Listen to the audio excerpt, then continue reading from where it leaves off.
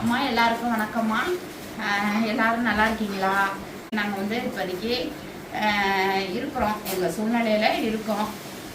கடுமையான சூழ்நிலையில் தான் நாங்கள் இருந்துகிட்ருக்கோம். நீங்கள் எல்லாரும் ஆறுதல் அடிச்சிங்க, நிறைய பேர் கால் பண்ணி எனக்கு ரொம்ப ரொம்ப ரொம்ப என்றென்றும் மறக்க முடியாது. என்னால் அவ்வளோ ஃபோன் கால் பண்ணி நாங்கள் வீடியோ போட்டதுக்கு ரொம்ப எனக்கு கவலையை தெரிவிச்சிங்க. நாங்களும் ரொம்ப மன கஷ்டம் எதுவுமே பண்ண முடியாது. மனசளவுல பாதிக்கப்பட்டுட்டோம்னு வச்சுக்கோங்களேன், அது எதாலையும் கொண்டு வரவே முடியாது.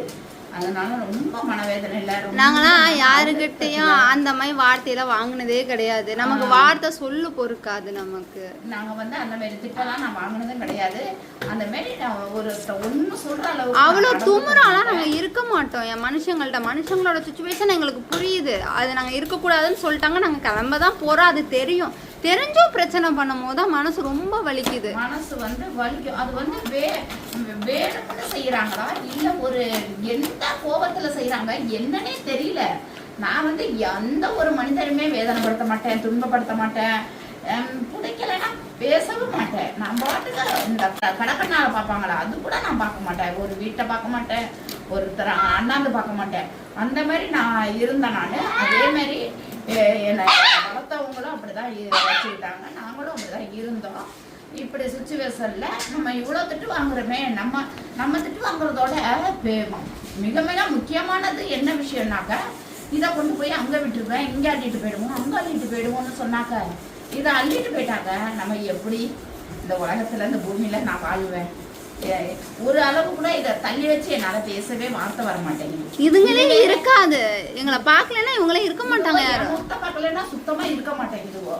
அதுவும் மூத்த பார்க்கலனாலும் நான் சுத்தமா இருக்கவே முடியல. தூக்கம் வராது, சாப்பிட முடியாது, அழுக வந்துடும். தன்னறியாம எனக்கு அழுக வந்துடும். இதுங்க என் மூத்த பார்க்கலன்னா இதுங்க அப்படி ஏங்கி போயிடுது. இப்படிப்பட்ட பிள்ளையில, இப்படிப்பட்ட கால சூழ்நிலையில இந்த பிள்ளைங்க எங்க போய் காட்டுல கொண்டு போய் தண்ணி இல்லாம, சாப்பாடு இல்லாம, படுக்க இடம் இல்லாம எப்படி போய் தூங்குங்க, இருக்குங்க, வாழுங்க? அப்படி ஒரு வாழ்க்கை அதை வாழ வைக்கிறதோட நம்ம அந்த உலகத்தை விட்டு போயிடலான்னு தான் எனக்கு முடியுது. உலகம் அந்த மாதிரி இருந்துகிட்டு இருக்கு. காலங்கள் மக்கள் எல்லாமே மாறி போயிட்டாங்க. அதனால நம்ம வந்து அவங்கெல்லாம் சொல்ற அளவுக்கு நான் நடந்துக்கவே மாட்டேன் என்னைக்குமே. நாங்க எங்க பிள்ளைங்களுக்கு ஃப்ரீயான இடம், நாங்களும் நிம்மதியான தூக்கம் தூங்கணும், நிம்மதியா ஒரு வேளை சோறு சாப்பிட்டாலும் நிம்மதியா நாங்க சாப்பிடணும். இந்த இதெல்லாம் எங்க இதுல இருக்கு, எங்களுடைய கண்டிஷன்ல இருக்கு. அப்படி இருக்கிறப்போ நாங்க எப்படி இதை விட்டு போவாம என்ன? அப்படி என்ன நாங்க மனசாட்சி இல்லாத நான் மனசாட்சிக்கு மட்டும்தான் நான் கடவுளா நினைச்சு பயப்படுவேன். நான் மற்ற விஷயங்களுக்கெல்லாம் நான் பயப்பட மாட்டேன். கடவுளுக்கு என் மனசாட்சி கடவுள், அது ஒண்ணுதான் எனக்கு தெரிஞ்ச விஷயம். நான் வந்து மனசாட்சி மீறி எல்லாம் திமுறா ஐன்னு எல்லாம் பேச மாட்டேன். அது எனக்கு பிடிக்காது. அப்படிதான் நான் வாழ்ந்துருக்கேன். தன்மையா வாழ்வேன். ரொம்ப இறக்க போனோம்.